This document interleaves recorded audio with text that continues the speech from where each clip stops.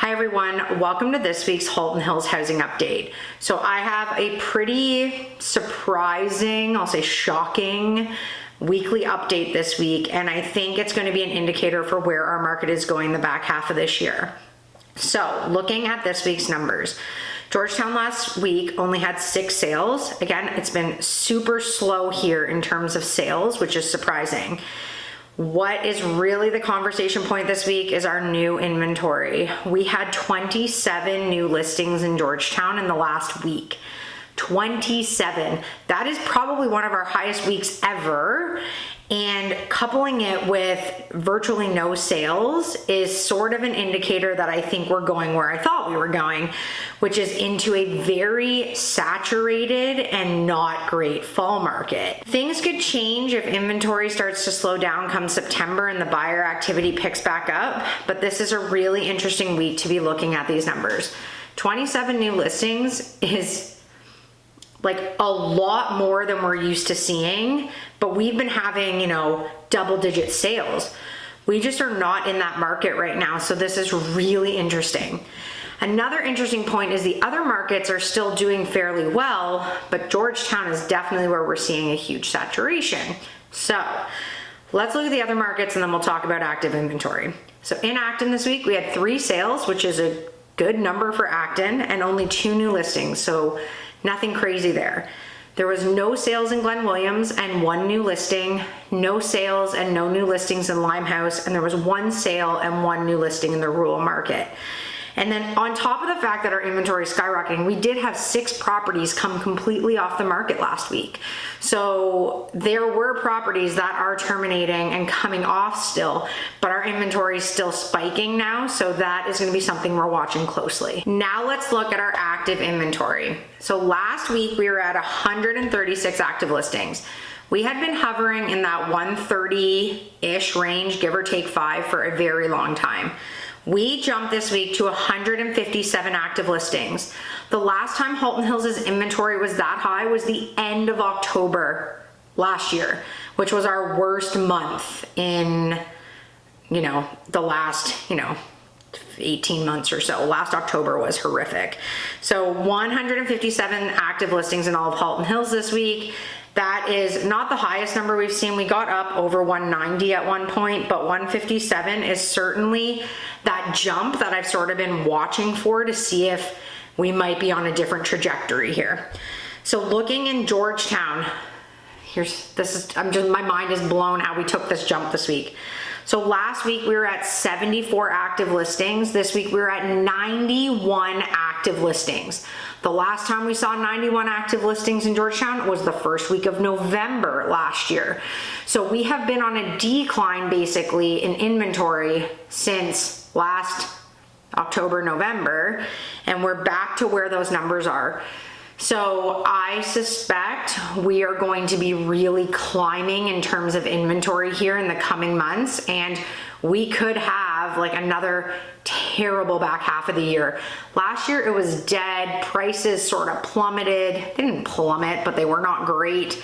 And so that is a huge jump, and we've been seeing, slight increases week to week, but this was pretty dramatic.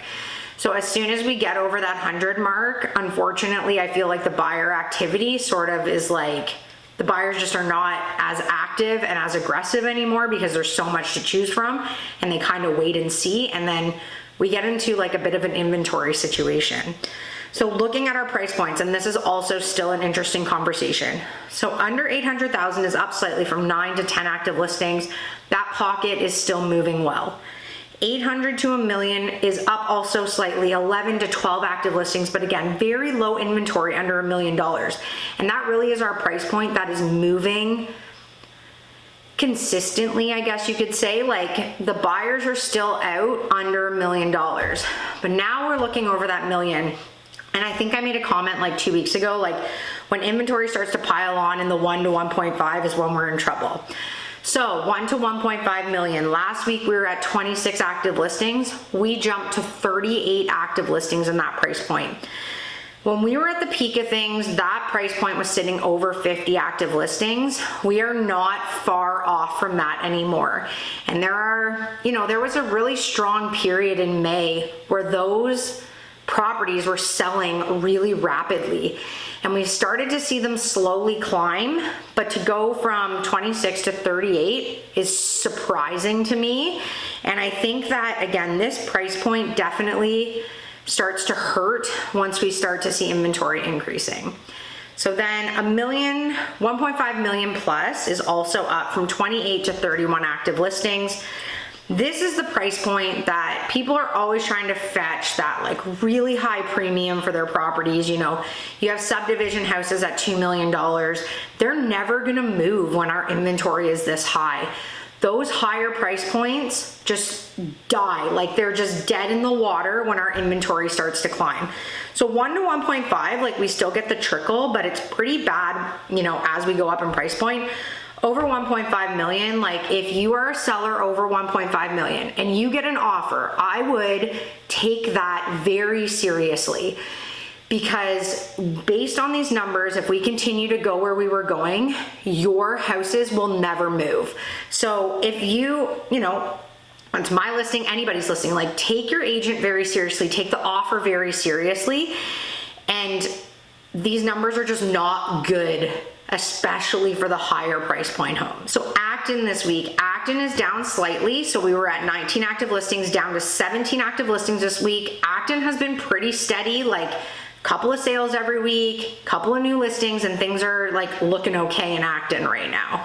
Glen Williams is up slightly from 7 to 8 active listings. Limehouse is also up from 2 to 3 active listings. Again, in those pockets, it's not a ton of inventory. The rural market this week is down slightly from 34 to 33 active listings, but that area, like all of the rural stuff, is not moving very rapidly. And because, again, most rural properties are higher price points, it is much harder to move those, and it falls right into the category in town. Like anything in the higher price points, slow down, and we're definitely feeling that. So this week might be like a real turning point in the market. We have not seen that gap in like new listings versus sales, and with our sales being so low pretty consistently the last few weeks, if we keep seeing these new listings, our market for sure is not going to be great this fall. Normally what happens is we don't see new listings in July and August. It is historically months where people are busy with summer and they are not listing their homes. So to see this kind of listing activity in August is interesting, and I think it is going to continue. And if we go like into September with super high inventory levels, we are going to be in for a very, very long back half of the year. So if you are a seller, I would recommend you get ahead of this and get your house on the market. And if you do have someone that's willing to buy your house, if we keep seeing what we're seeing, prices are inevitably going to go down, which is no surprise to anyone. Our interest rates are insanely high, but it's just, there hasn't been a week like this where it looks so glaringly like that is for sure the outcome. So we're going to see what happens next week, unless we do some kind of flip of the trend. I think that this is the path we're going to be going down for the next few months. So I will be back next week. Have a great week, everyone.